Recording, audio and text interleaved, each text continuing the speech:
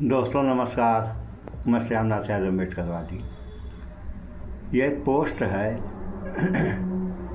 दिल्ली में जो धरना प्रदर्शन हुआ था उससे संबंधित है। जो पुलिस ने पिटाई कर दिया डंडों से और कौन सी बंदूकें जो छर्रा फेंकती है, आंसू गैस के गोले छोड़े गए और क्या क्या हुआ आप सभी लोगों ने समाचारों में देखा। तो हेलो दिल्ली पुलिस, तुम्हें शर्म नहीं आ रही?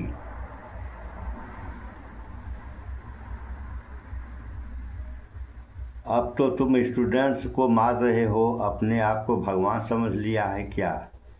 अरिजीत सिंह गायक हैं ये, देखिए ये तो बात सही है कि सबसे बड़ी समस्या वही भगवान वाली, इसमें भी भगवान समझ लिया क्या? भगवान तो है ही नहीं, भगवान समझेंगे क्या ये लोग? और दूसरा भी दिखा रहे हैं। अब देखिए, धर्मेंद्र तो अभी झांकी है, नरेंद्र भी बाकी है, हंसराज मीणा, ट्राइबल आर्मी, ये कह रहे हैं धर्मेंद्र तो अभी झांकी है और नरेंद्र अभी बाकी है। देखिए, यानी धर्मेंद्र का इस्तीफा हो गया, इस्तीफा तो हो गया, लेकिन मिला क्या बच्चों को? इस पर भी तो विचार करना चाहिए। ना कुछ मिला और ना ही कुछ मिलेगा। देखिए, विदेशों में मोदी की हार का जश्न बीबीसी CNN ने किया छाप डाला। बताइए, यहाँ ये जश्न की कोई बात तो है नहीं, फिर भी जश्न अगर लोग मना रहे हैं तो मनाएं। देखिए ये वाला, ये विदेशों का समाचार है। तो कहानी यहाँ की और जश्न विदेशों में भी मनाया जा रहा है।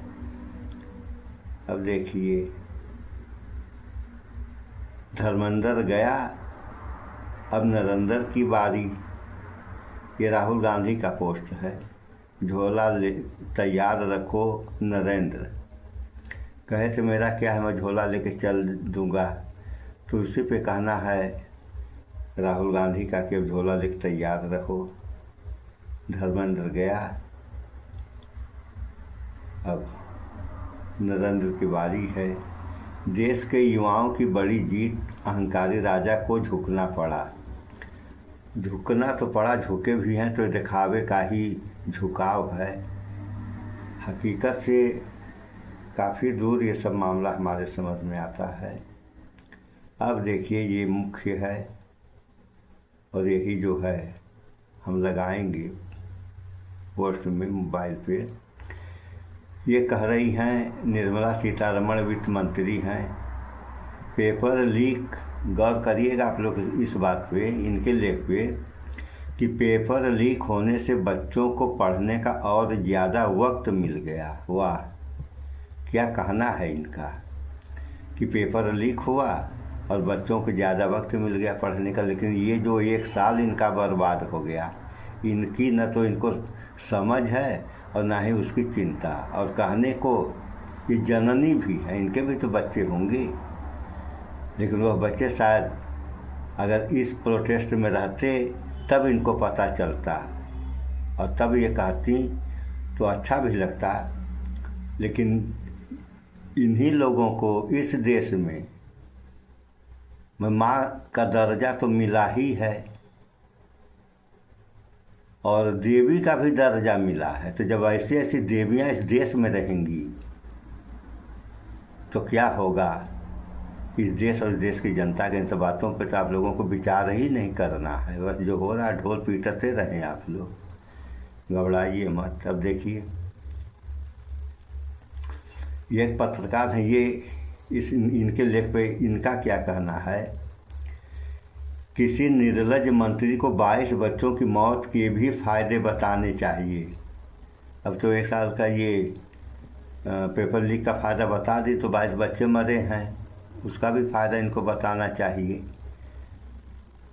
अरे जब अपने पे गुजरता है तब आदमी के समझ में आता है, अन्यथा समझ में आने वाला नहीं, क्योंकि ये डिजिटल इंडिया हो गया है। इसीलिए हम बार बार डिजिटल इंडिया ही संबोध करते हैं। ये भारत जब था तब था। तो किसी निर्लज्ज मंत्री को 22 बच्चों की मौत के भी फायदे बताने चाहिए।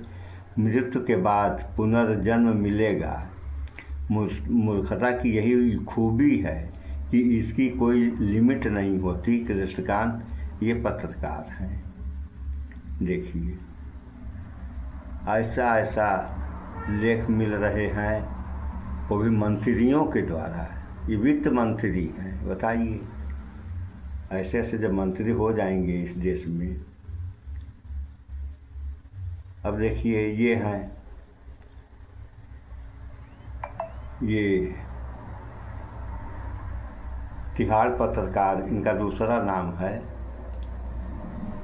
नहीं तिहाड़ चौधरी इनका दूसरा नाम है।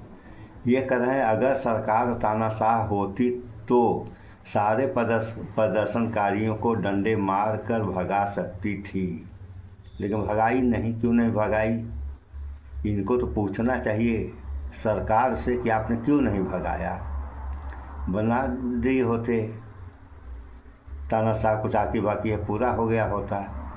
सुधीर चौधरी पत्रकार, यही जो है तिहाड़ चौधरी पत्रकार, इनका दूसरा नाम है। अब देखिए इनके लेख पे जो है ये अजीत अंजुम पत्रकार हैं, इनका क्या कहना है। ये कह रहे हैं इस बंदे को एक बार जंतर मंतर आना चाहिए था। ऐसे लोगों ने देश के जनमानस को खराब करने में बहुत अहम भूमिका निभाई है। अजीत अंजुम पत्रकार हैं, ये भी देखिए आप लोग। देखिए ऐसे ऐसे पत्रकार और ऐसे ऐसे मंत्री इस डिजिटल इंडिया में हैं। तो इस बारे में आप लोग अनुमान लगाते रहिए कि यही सब हुआ तो क्या होगा और कैसे बीतेगा। इसलिए अभी देखिए एक समाचार और आया है बिहार से, कि बिहार में जो है, बिहार में AK-47 से जो है गोलियां चली हैं, जिसमें 3 बच्चे घायल हुए हैं और उसमें एक लड़का यूपी का है। तो यह जो हो रहा है यह इस देश के हित में तो हमारे समझ से नहीं है। बाकी आप लोग खुद ही समझदार हैं, अपना भी दिमाग लगाइए कि अगर ऐसा ही हुआ तो कहाँ यह देश जाएगा, कहाँ इस देश की जनता जाएगी। और जो मूलभूत समस्याएं हैं उस पर तो दिमाग नहीं जा रहा है, न जनता का और न सरकार का। जनता जा ही नहीं रहा है, सरकार क्या करेगी। सरकार तो आप लोग देख ही रही हैं किस राह पे चल रही है और किस राह पे जनता को चलाना चाह रही है। तो है क्या हमारे समझ से ये जो है तंत्र मंत्र की सरकार है, ये केवल भगवान पर भरोसा करने वाली है, जबकि तंत्र मंत्र भगवान से कुछ होने वाला नहीं। जब भी कुछ होगा तो विज्ञान से होगा। और आगे हम वीडियो भी बनाए हैं कि इंसान का जीवन विज्ञान पर आधारित है और दिमाग भगवान में, जबकि रामास्वामी पेरियार ने बहुत समय पहले कहा था कि इंसान ने भगवान को बनाया है या भगवान ने इंसान को बनाया है। तो इसका उत्तर आप लोग जानते ही हैं कि इंसान ने भगवान को बनाया है, भगवान ने इंसान को नहीं बनाया। इंसान ही भगवान को बनाने वाला है। अगर इसमें भी कोई आप लोगों को शक शुबा है तो कमेंट करके आप लोग पूछ लीजिए, तो वह भी करने लायक नहीं है आप लोग। इसीलिए एक नया शब्द आ गया है अंधभक्त। यही अंधभक्ति है कि जो करना चाहिए सो नहीं कर रहे हैं लोग, और जो नहीं करना चाहिए वही कर रहे हैं। सो इस वीडियो में इतना ही। भाईचारा बना कर रहें, स्वच्छता अपनाएं, शुद्ध खाएं, स्वस्थ रहें, शिक्षित बने। जय विज्ञान, जय संविधान। नमस्कार।